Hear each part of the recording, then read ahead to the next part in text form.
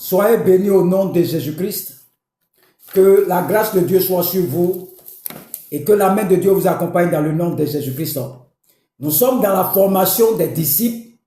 La formation des disciples, il faut prendre note. Quand je dis toujours, prends l'essentiel. Tu peux écouter ça plusieurs fois et ça va te ouvrir ton esprit, ça va te donner de la connaissance. Alléluia. Ça va te donner de la connaissance. Donc il faut prendre note. Il faut prendre note, il faut prendre note. Il faut prendre note. Alléluia. Il faut prendre note.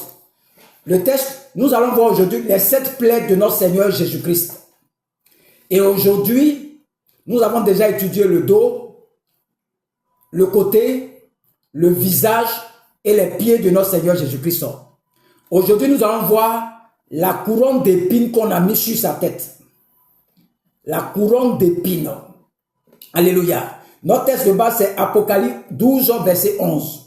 On dit, ils l'ont vaincu à cause du sang de l'agneau et à cause de la parole de leur témoignage. Et ils n'ont pas aimé leur vie jusqu'à craindre la mort. Donc, nous avons un avantage sur les démons que le sang de l'agneau parle pour nous toujours. Et le sang a une voix qui parle pour nous. Alléluia. On dit le sang de Jésus crie plus fort que le sang d'Abel.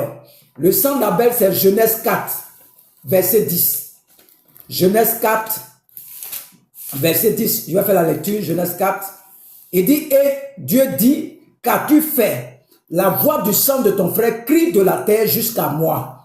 Donc, dans le sang, il y a une voix qui est audible par les esprits. Les esprits entendent la voix. Donc, la voix du sang de Jésus parle plus fort que la voix du sang d'Abel.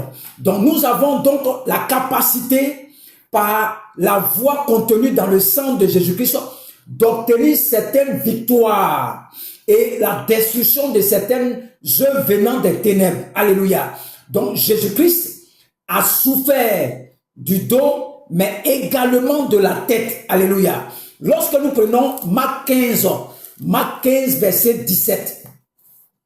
Marc 15, verset 17. Marc 15, verset 17 dit quoi? On fait la lecture. On dit, il le revêtit de pourpre et posait sur sa tête une couronne d'épines qu'il avait tressée. Donc, il posait et ils enfonçaient les épines dans sa tête. Pendant qu'il fit cela, le Seigneur se mit à crier, n'est-ce pas? Et le sang giclait de la tête et le sang coulait. Lorsque nous prenons Jean 19, verset 15, Jean 19, verset 15, Jean 19, verset 15 dit quoi? Mais il criait, ôte, ôte, crucifiez-le. Pilate leur dit, crucifiez-le, crucifierai-je votre roi? Les principaux sacrificateurs répondirent, nous n'avons de roi que César. La couronne d'épines est le symbole des difficultés d'une vie, de limitation, de blocage, de souffrance et d'échec, mais également le symbole des attaques au niveau de la tête. Alléluia. La perte de l'intelligence, la perte de la mémoire, des maux de tête. Alléluia. La bonne nouvelle, c'est que Jésus-Christ a accepté de porter de souffrir, de porter la couronne d'épines. Il a accepté d'être défiguré par nos échecs, nos limitations, nos blocages, nos souffrances, dans le but qu'il y ait, par ce tâton, une translation. Il a pris sur lui, sur sa tête, toutes nos souffrances pour nous donner, de par son sang qui a coulé sur sa tête, le sang qui lave notre tête a la capacité de recevoir le contraire de ses souffrances. Dans les Écritures, lorsqu'on parle de la bénédiction ou de la malédiction, cela est relatif à la position de la tête. C'est sur la tête qu'on impose les bénédictions pour bénir et pour maudire aussi. Donc Jésus-Christ a accepté pour laver chacun de nos têtes de toute forme de malédiction afin de nous qualifier pour obtenir ce qu'il était totalement impossible à saisir par l'action de son sang. Il faut une chose, il faut une couronne d'épines.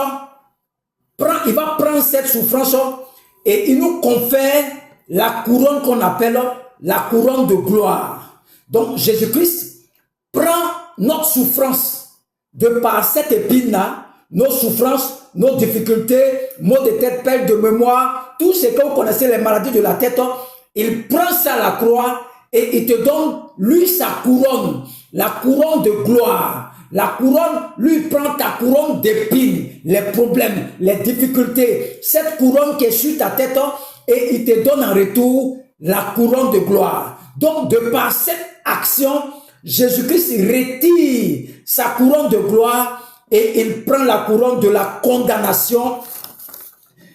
C'est la couronne d'épines et il nous transfère par le sang qui lave, n'est-ce pas, notre tête, la capacité de recevoir la couronne, cette couronne de gloire. Quelle grâce, quelle bénédiction. Jésus-Christ prend il prend ta couronne d'épines, les problèmes, les difficultés, perte de mémoire, problèmes, tout ce que tu connais au niveau de la tête là. Il prend ça. C'est une bénédiction pour nous. Par cette action, tu as la capacité d'être la tête et non la queue. Donc quand un chrétien a la tête à la queue là, il sent que ça ne va pas. C'est pas comme ça on l'a conçu. Vous voyez ceux qui sont allégrés puis sont pauvres là. Ils sont énervés. Pourquoi? Parce qu'il sent dans son ADN que la vie qu'il vit là, ce n'est pas une vie qui est normale. Il sent ça. Toutes les veilles, il est dedans parce qu'il sait qu'il y a quelque chose qui ne va pas. Je proclame donc sur la base de cette révélation que le sang de Jésus-Christ vous guérisse de toute maladie liée à votre tête, à votre cerveau. Que le sang de Jésus-Christ lave votre tête et libère vos pensées de tout ce qui ne n'ont pas et ne le glorifie pas. Prenez le droit, par l'action du sang de Jésus-Christ, d'être béni au niveau de la tête.